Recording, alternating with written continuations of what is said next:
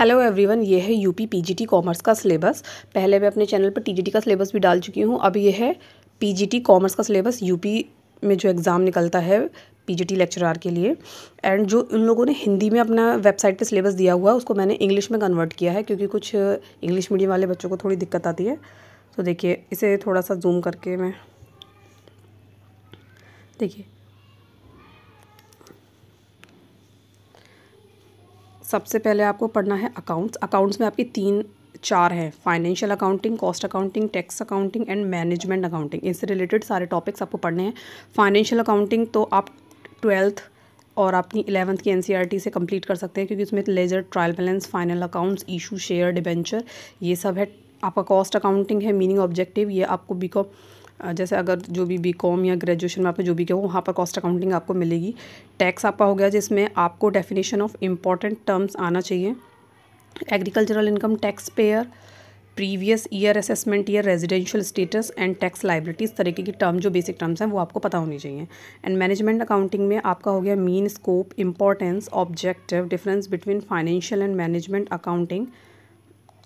Business forecasting है, forecasting के tool, law of business forecasting, marginal reports, managerial reports and ratio analysis. सबसे important chapter है ratio analysis and BEP, break even point. ये आपका UGC में भी बहुत इंपॉर्टेंट है, आते हैं सारे क्वेश्चंस।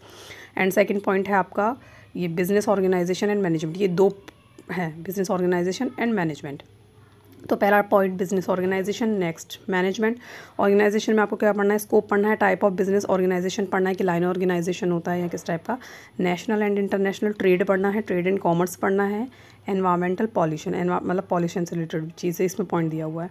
मैनेजमेंट में क्या? Nature, function, different theories of management, जैसे कुछ थ्योरीज किसी की एफ.डब्ल्यू. टेलर की, हेनरी फेयोल, एल्टन मायो, ऐसे कुछ और भी नाम्स हैं जो आप मेरी क्लासेस देखेंगे तो उसमें आपको पता चलेगा। Management as profession, function, planning, staffing, motivation, coordination and controlling. इसमें से मोस्टली चीज़ें तो आपको 12th और 11th की बुक से मिल जाएंगी, बाकी आप अपनी ग्रेजुएशन की बुक को कंसीडर कर सकते हैं।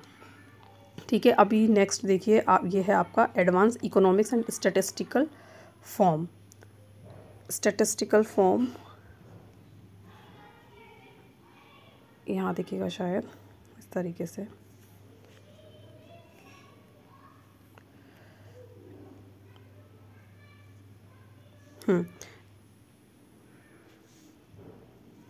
तो इसमें आपको इकोनॉमिक्स पढ़ना है और दूसरा आपको पढ़ना है स्टैट्स में। इसके टॉपिक के नाम यहाँ बता देती हूँ। टाइप ऑफ इकोनॉमीज़, जैसे मिक्स्ड और social economies, relation of trade and economy, indifference curve हो गया